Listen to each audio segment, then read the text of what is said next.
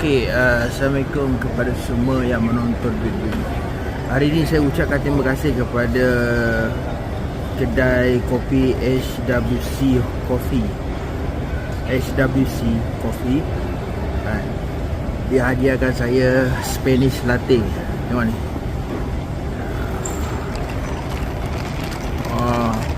Terima kasihlah banyak-banyak. Semoga Allah membalas rezeki anda. Ni di belakang saya di KL Central.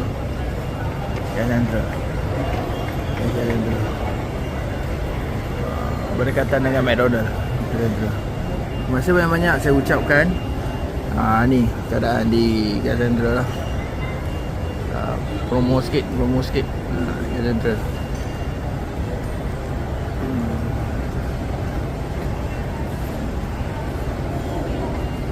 Okey, terima kasih. Alhamdulillah. Jaga minum lah. Sedap kopi ni.